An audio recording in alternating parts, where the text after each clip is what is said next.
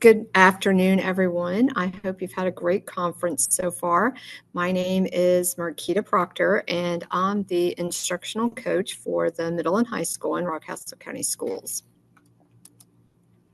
Let's see here. Tell you a little bit about myself to get started. These are just some pictures of some of my favorite people. Now, I've got to tell you my professional side first. I have 24 years in education, 10 years at the middle school level, 12 years at the high school. I did leave the school system for just a short time and I worked at SESC as an instructional coach, but that's where I found my passion. And then I came back to the schools. And in between, I also worked as an adjunct for the English department at EKU. But here's my real pride and joy. I have 13 grandchildren. Here's all but 2 up here in the top corner. My 3 sons, I am definitely a boy mom. This is my crew right here. My 2 stepchildren and my husband, and my phenomenal daughter-in-laws who continue to take care of those rotten boys that I have. And of course, my dog, Charlie. So this is my real passion, but I also talk a lot about education a lot too. So anyway, I want to go ahead and get started with talking about coaching. My focus is fostering relationships and coaching cycles and unlocking that door to new teacher success and teacher retention. I'm going to try and walk you through just the process that we've put into place in Rockcastle County on coaching and a lot of the supports that we have in place. Now, this is just our first year implementing a coaching program in our district. So it's definitely a trial and error kind of year, and we're learning as we go, the whole cliche of building the airplane as we go.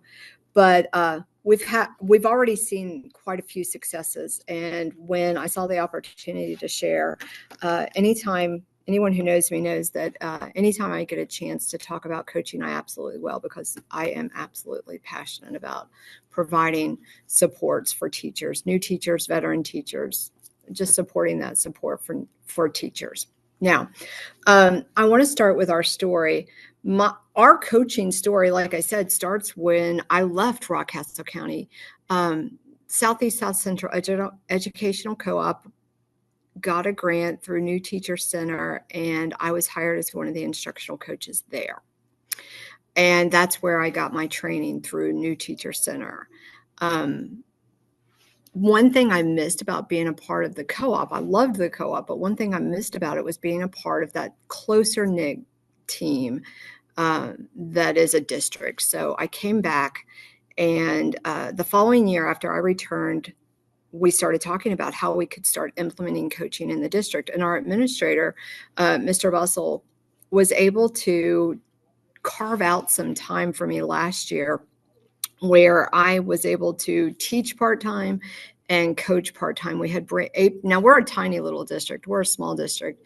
But we had 8 brand new teachers in the high school alone. So I had an extra planning period, and during that time, I used that to coach and work with all of those new teachers that we had. Now, that was successful. So following that, we did get accepted into, or we got a grant with the Pritchard Committee, and we're a community school. And part of our focus with the community school process was to offer full-time coaching, and that's where I got this position. And now I work with any teacher who we're focusing on still new teachers, and I work with any teacher who has 3 years or less in our district. Now, most of those are brand new teachers. Some of them came to our district with several years experience, but they are new to our district. So I am still supporting them as they get acclimated into the way we do things here in our district. So I'm going to share some of the things that I've learned, some of the things that I'm doing, and maybe you'll be able to take some things away from that. Okay. So one of the first things that I started thinking about that I wanted to make happen last summer, when they finally said that, yes, we are going to have a full-time coach and you are going to have that position, I wanted to think about what do all new teachers, whether they're brand new or whether they're new to the district, what do they need? They need answers. And I started thinking about, even when I left and came back, I was only gone for 2 years, but when I left and came back to the district, things had changed. We survived COVID, if you want to call it surviving, but we got through COVID and things had changed and we had new way of doing things. And that nobody thought, oh yeah, we probably should tell Marquita that this is different now. So I started thinking about things that I didn't know that I needed to know, and then trying to predict what things that new teachers would need to know before they even got started into their teaching placements. So what we did was we created. Teachers at this time, Sorry. Seniors are returning to class. Seniors are returning to class. Sorry about that. I am at my school. So anyway, I'm at the high school. So anyway, we created from that idea, that concept of how do we answer those initial questions? How do we give them the answers that what happens if someone throws up in your classroom? How do you get a janitor down there? What happens if you want to go on a field trip? How do you get that access to those forms? All of the questions, all of the things. It came out into the new teacher success guide. And you probably can't see the link that I just clicked on to see that. There is a link there. Did you guys get that link? Did you see that? Or did it just go away? All of it? Yeah, it went away. I should not have clicked that link. Yeah. Let me try that again. So the new teacher success guide is I'm going to stop talking because I cannot do two things at once. Let's try that again.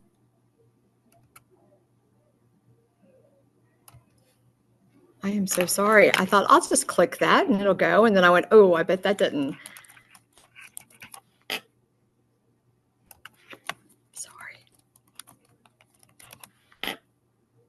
So the new teacher success guide ended up being a digital booklet with things about policies and procedures, building needs, planning and preparation, classroom environment, all of the things that a teacher would need is available there. And it's on a space that we've created for coaching on the district website. Let me get that slide deck back open real quick. I will provide a link for that in the grid or in the form that we put the. Yeah, I noticed people. Yeah, I'll do that. I am so sorry. I just assumed that it would go right there.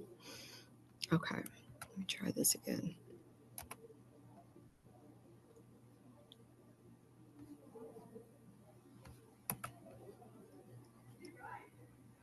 Sorry. You are okay. Okay, hold on. All right, so I'm going to present this window. Share. Okay, can you see it again now? No. Yes, we can see multiple screens, but I can partially see.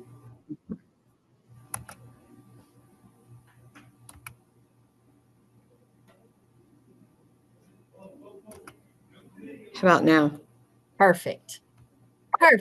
Okay, let's go back. Sorry about that. Okay, so the new teacher's success guide, and teachers can access, there's links to all the forms that they would need in there. I saw in the last session that I went to with the mentorship program, they have more of a hub with links. I like the idea of the booklet. This could change next year, but it's been pretty successful this year. I've already got a list of things that I still need to add to it that I thought, oh, I probably should have added that to that. But the booklet is available to anybody anytime that they would need. So maybe they have never used a sub before, and how do they go through that process? There's a page in the book for that. So all of the questions that they might have are available there in the success guide. So from there, I wanted to use the training that I had gotten from New Teacher Center, but I tweaked it to fit Rockcastle County Schools. Now, this is just basically the form that I got from New Teacher Center, SDSC, and how to implement their coaching program. Focused on coaching cycle with high leverage tools, beginning with planning conversations, helping teachers starting to develop their lesson plans. And we've picked up and we're working on the Clarity for Learning initiative here in our district. So we absolutely build our lesson plans around success criteria and learning intentions and formative assessments. So when we sit down to plan together when I sit down with the teachers, I have 14 teachers at the middle school and 14 teachers at the high school. And when I sit down to lesson plan with those teachers, I help them to develop those elements of a good lesson plan. From there, we go into observations with detailed scripting. From that, we use that scripting in a post-observation conversation where teachers reflect. All of the observations that I do absolutely have to be non-evaluative because they have to build that trust. If I go in with the stance of evaluating them like a principal, then they don't trust me as much. No offense to principals, but there is that level of, I don't want to say fear, but kind of fear that they're afraid that they're going to get in trouble. They're afraid that they're not going to be doing it right. When they go through the observation cycle and the observation process with an instructional coach, then they don't have that added level of intensity of an evaluation. So absolutely non-evaluative observations. They use the post-observation to self-reflect and self-evaluate. We use the Danielson framework and the continuum of the Danielson framework to help them see, using the scripting as evidence, to help them see where they fall in their identified areas of growth that they've already pre-selected, and it helps them to self-reflect. We have conversations about where to go from there.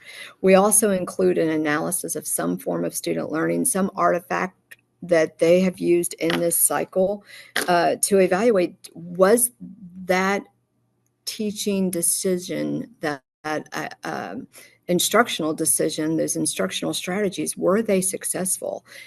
If they are successful, then it'll show up in the analysis of the student learning. And we dig into that using their scoring criteria, their rubrics, their models, and those resources.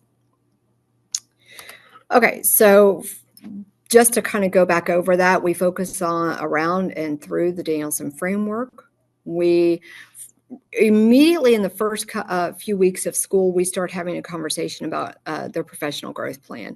And that's what I coach around, is the area that they have selected. The administration at the middle school and the high school, they want those teachers to own their growth. They want them to take ownership of what they're focusing on and how they want to show their improvements and how they want to grow their craft as teachers.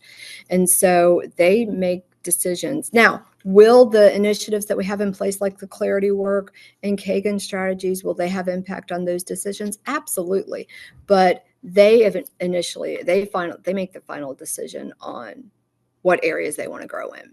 So it's not a one-size-fits-all approach to their professional growth plans. We look for entry points and during our walkthroughs. Our walkthroughs are set up. I do still do walkthroughs. That could be an entry point. But I use a different walkthrough form than the principals do because I want to separate those roles and establish that ideal of it being non-evaluative. But the walkthrough is set up so that I can identify successes along with helping them to hone in on the areas of growth that they want to focus on. And we celebrate those successes. Definitely the biggest part of all of the entire cycle is their reflection and their decisions that they make about their instructional choices based on evidence from their teaching and from student learning. And then it's all a continual cycle. Then that'll guide our next steps and what's the next area that we'll jump into in the next coaching cycle. We established this year that we would get through at least one coaching cycle a semester with each teacher. And we've been pretty successful with that. I've had a couple of teachers who I was not able to get through an entire coaching cycle last semester because one had surgery and another, their wife had a baby. And so of course, they didn't get through an entire coaching cycle, but pretty much we've been able to do that. I actually see in this next semester, in the spring semester, that we should be able to get through even more than one. And we had 7 teachers last semester that did get through more than one coaching cycle, but I think it's important to spend a lot of time front loading, building those relationships and establishing trust so that they trust me to walk into their room. And it's not a gotcha moment, and I'm not going to turn around and go straight to the principal and, just, you better get down there and check that teacher out. The instructional coach is there to support them.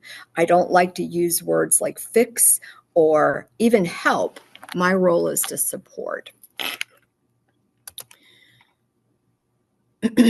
Now, this is an example of the feedback form that I use.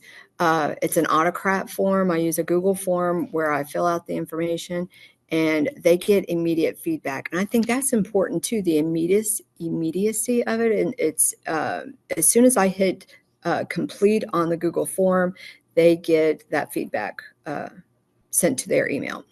And I've structured it around basically the Danielson framework with a focus on the teacher clarity aspect, because that is a part of what we're really digging into here at Rockcastle. Now, I just found out about Autocrat last year, and I know principals who are they're like, oh yeah, we do that. But I love that it sends it to them immediately, and it takes all that data from the Google form and puts it into whatever format that you pre-select. So our coaching is structured around professional growth, walkthroughs and entry points, and reflection and analysis of student learning, to put it in a nutshell. But one thing I want to stress and one thing I want to point out is coaching is more than just coaching cycles. There has to be more to it than that. And this is where I start getting into some of the targeted supports that I provide here that we've created this year. We celebrate successes. So one of the things that I do is give Rockstar badges, and I'll show you a picture of that in just a moment. Rockstar badges is anytime I'm in a teacher's classroom and I see something happening that needs to be celebrated, I will give them, it's basically just a little card that we're the Rockcastle Rockets. So it says that you're a rock star teacher.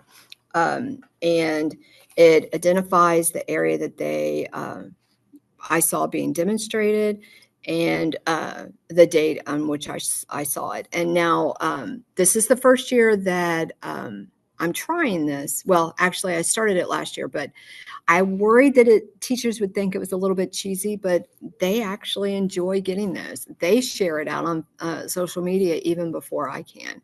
The next thing that I do to celebrate successes is when we do complete a coaching cycle is they get a certificate.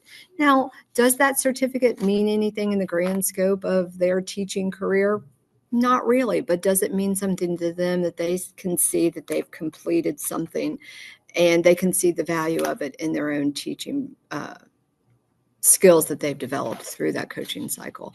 And now I do make sure that I clear it with the teacher that I do social media shout outs. If they don't want a shout out, they'll tell me. And a few of them have, but usually when I ask if they mind if I share something out on social media, whether it's Instagram or Facebook, they're all for that. So we do social media shout outs as well. Now, one thing that I'm most excited about is the online supports that I have, that we've created in the district. Now, I keep saying I, but it's not about me at all. I work with an entire team of individuals who have helped create like the Success Guide, other online supports that are available to them, and I'll get into that in just a second.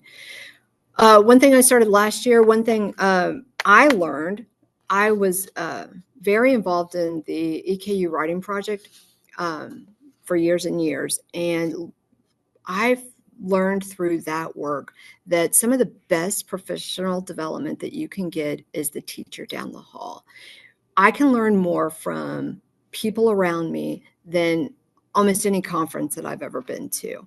And so when a teacher focuses in on their professional growth area, then I have them go and observe other teachers. Teachers and students, pardon this interruption. At this time, this will be our earthquake drill for spring semester 2025. Teachers, please go over what to do during an earthquake. Students, once the earthquake has ended, stay in a safe place within the room, and then wait for instructions to exit the building. You would exit just as you would a fire drill. We're not going to do it this time. Teachers, please go over that. Thank you. Okay, it's a little chilly out for a fire drill, I guess. So anyway, peer observations. So based on discussions with the principals, the administrative team on who are our rock star teachers in the building, who are, let's say that I have a teacher who wants to work on classroom management, then I talk to them about who would be the best person to serve them to go and observe their classroom and their process. Then we'll have a conversation. I haven't done it yet, but I want to start doing those peer observations together so that we can go in, observe a teacher, and then have a conversation about what we saw from that teacher, and use that as an entry point as well about jumping into a coaching cycle. Now, one thing that we've also created this year is the weekly coaching kiosk. Now, when I do go to a teaching conference, I always liked the little side kiosks where you could walk up, get some information, and leave. It was just a grab and go, get what you need, and go on. Well, every week, I set up a kiosk outside of the lunchroom. So as teachers drop off their students for lunch, they walk past and they can pick up a teaching strategy. Now, that might be a teaching strategy that is focused around Kagan strategies or EduProtocols, or a strategy that another teacher has shared. They share those with me, and I can share those out during the kiosk. And it's a one-pager, and they can stop and have a conversation about it, or they can just take the one-pager and go. And then finally, we've created new teacher cadres. So any brand new teacher, any first-year teacher is invited to monthly sessions, and we offer PD. We offer areas of training. Initially, we started with Infinite Campus, for example, and things like that. So we are in the second semester, we are going to provide, I'm calling it a micro conference, where it's going to only last an hour, but they can have the choice of two 20-minute sessions of strategies provided by people in their grade level and content area, because that is, when I surveyed them, those are areas that they said they are most interested in getting training on. So we're going to do a micro conference, a mini conference, one afternoon in April.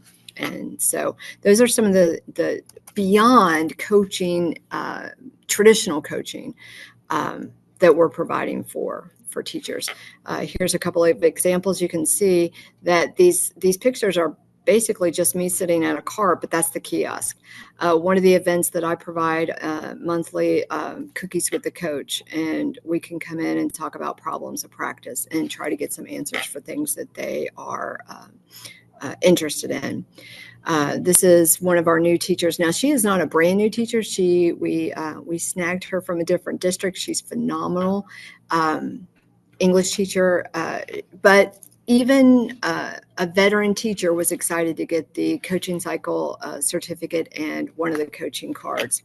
And our band teacher, she's just phenomenal. She's a brand new first-year teacher, and she is so excited. It gets me excited just talking to her. She wasn't able to make one of the new teacher cadre events, so she came in virtually and just snagged a picture of her there. All right, I want to talk a little bit about the Coach Hub. That's that online presence that I was talking about. Am I about to run out of time? No, okay. All right. The Coach Hub is one of the other targeted supports that we've provided. I need the following people to the front office: Annalie Griffin, Charity Durbin, Victoria Mungia, Jeremiah Kane to the front office. I am so sorry. So the Coach Hub is a place where we're creating resources for teachers. So if they click on instructional strategies, then that's going to take them to a page that has multiple instructional strategies. I'm still working on the technology resources, but I've already got links to EduProtocols and Canva and things that I think teachers would be interested in. We're working on developing, there's some information on the Clarity page, but not as much as I'd want to be there. But this is just started last semester, so it's a work in progress. But teachers can go in there and they can get strategies, whether they're working at home at 2 o'clock in the morning, or if they need a new thing because the idea that they had for fourth period didn't work out, they can go to the Coach Hub and find strategies. Now, also on the Coach Hub is the Coaching Corner, and on the Coaching Corner, we do a monthly blog, a monthly newsletter, and one thing I'm extremely excited about is we're doing monthly podcast.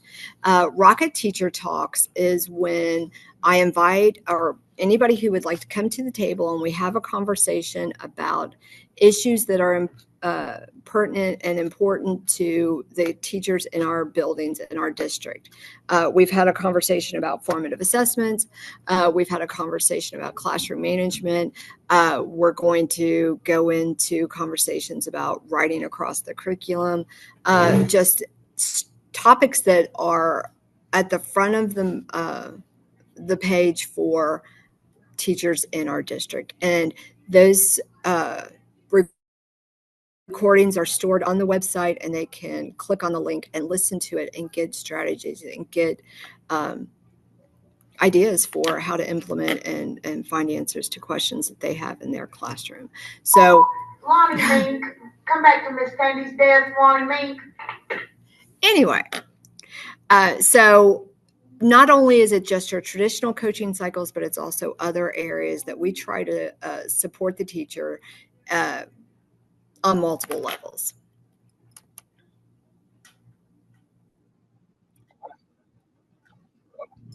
I'm going to hold off on that. I'm going to back up again. I want to introduce this slide. I have some feedback from actual teachers, new teachers, first-year teachers, one of the veteran teachers who have shared how coaching has impacted them. So.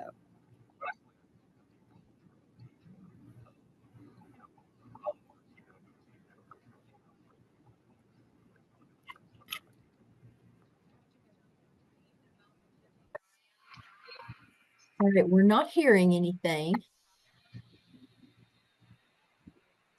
If we should be. You can't hear that? No. Oh, no. It may be when you shared your screen. There's a box to click for sound, I do believe. Okay. Across the top, if you have a toolbar for Zoom, there may be an arrow down where you can do that option.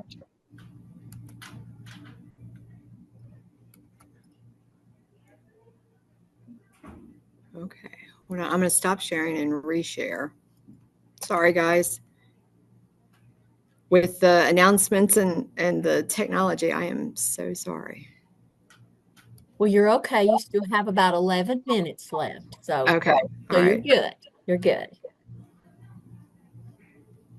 Window.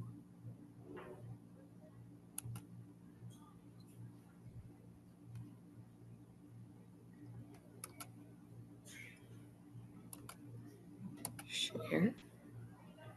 Okay, so it's currently using your camera and microphone. Okay. Well, for time's sake, I may just skip that slide.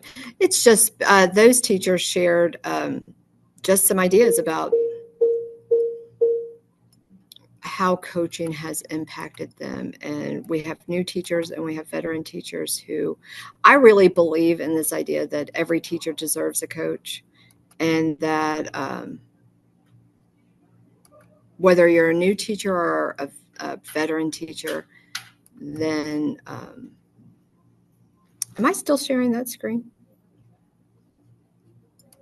No, you're not sharing right now. Okay, let me try that again. I think that, and now it's just Yeah, it says you're screen sharing, but we're not seeing anything. Okay, let's try that again.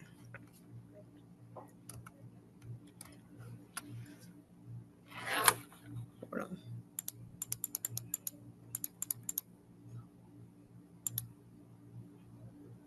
All right, you know what I'm going to do? I'm going to stop sharing the screen just for the sake of time and just wrap it up because we were getting close to the end anyway. So basically, one of the things that I said in the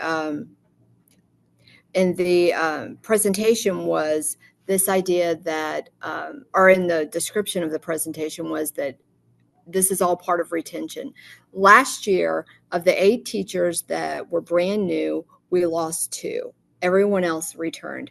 But I have to back that up with the idea that one of those new teachers was an emergency certified science teacher, but his original content area was ag. Ag jobs are few and far between. He was offered an ag position and he took it. Don't blame him a bit. I don't know that he would not have stayed had he not gotten, I think he would have stayed had he not gotten that ag position. The other teacher who left was given a position in his home county. So again, I don't blame him for leaving when he did leave. And he was a band teacher. So, you know, he wanted to be in his home county. So one thing I've discovered is that teachers who feel supported, teachers who feel valued, teachers who have supports in place and that help them to feel seen and heard and recognized, and growth is fostered, they come back. They want to work in that district. Now, you can't really compete with higher pay in some places, but sometimes you can, because value and support sometimes is even more valuable than the extra dollars. Now, I'm not saying that teachers should be expected to not work for the highest pay, but being valued does have an impact on those teachers returning. I really firmly believe that. And I think coaching adds those supports into place. So that's my experience with coaching. Do I expect it to change again some next year? Absolutely. But that's the process that we've started and some of the things that we've found success in. So if anybody has any questions.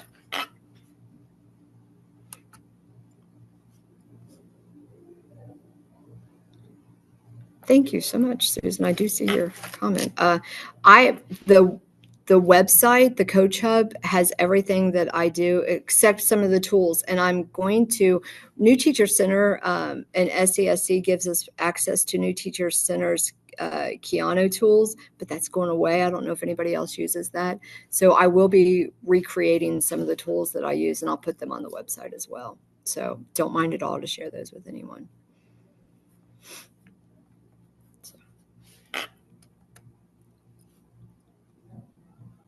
I would love to hear with those new teachers that you're supporting, what are some of the main areas? You know, what are some of those, I forgot the entry points. What some of the entry points that you're using with those new teachers? With new, so let me make sure I understand the question you're asking. Classroom management is one of the biggest asks that they have right now. How to manage a classroom and keep kids engaged. Is that the question you were asking? Or? Yes, yes. Okay. Classroom management is probably one of the biggest ones right now. I'm stealing an idea from one of the sessions that I got before. The lady that does the Wong book on the classroom management book, she introduces this in the summer. We're going to include this in the February New Teacher Cadre and reintroduce it and get copies for everyone who attends the New Teacher Cadre. But classroom management is one of the biggest ones. Utilizing technology is another, and how to manage technology effectively, because kids want to come in and immediately, we're middle and high school. I focus mainly on middle and high school, but they immediately want to come in and open those Chromebooks. So one thing that we're working on with several of my teachers is how to use that technology in the best way possible so that learning happens. That's one of our biggies. Engagement. New teachers tend to run through lessons very quickly, and they have a lot of time at the end. So we're talking a lot about structuring lessons, teaching bell to bell, using warm-ups, using formative assessments in a way that really guides instructional practices, and checking for that students are getting what they expect them to get from it. With our clarity work, we just started the clarity work this year. So developing success criteria so that it does go along with the standards and grade level standards is another area that I see teachers asking for. They ask for support there. Let's see. That's with, one thing that we've noticed just recently, we've always in our district pushed towards like backward design and starting with the standards and the assessment in mind. We're kind of getting away from that. So we're going to, one of the areas we're going to focus on this semester is revisiting that. Drill, so if you'll go to your severe weather location at this time. So, anything else? Yeah, and I'm also wondering,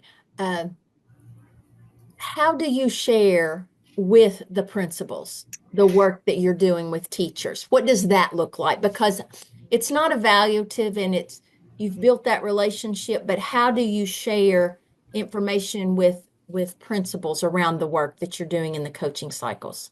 Okay, and I hadn't even thought about including that. I do a monthly report, just a paper version of that, and then I meet with them monthly, and we have discussions on measurement of growth, because those teachers, every time we complete a cycle, they have to reflect on where they would put themselves on the Danielson framework for that specific area that they're focused on.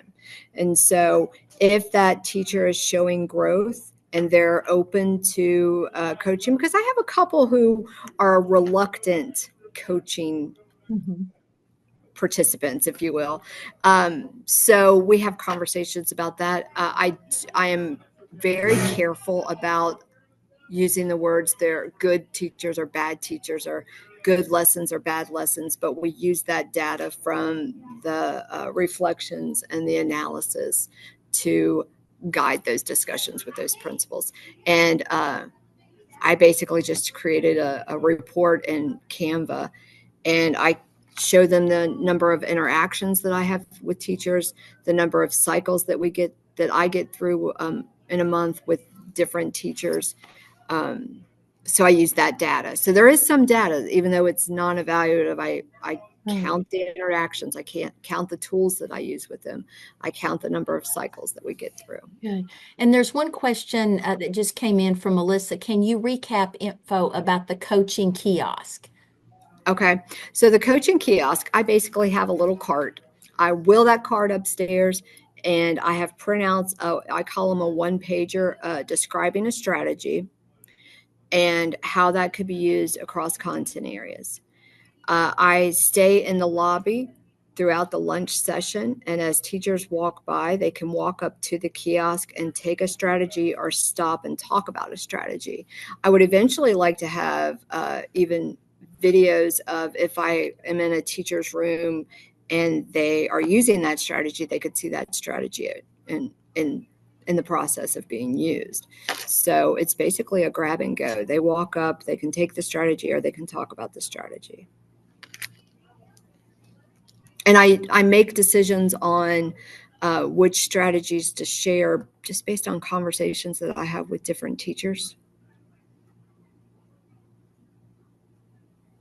Does that help? Does that answer your question?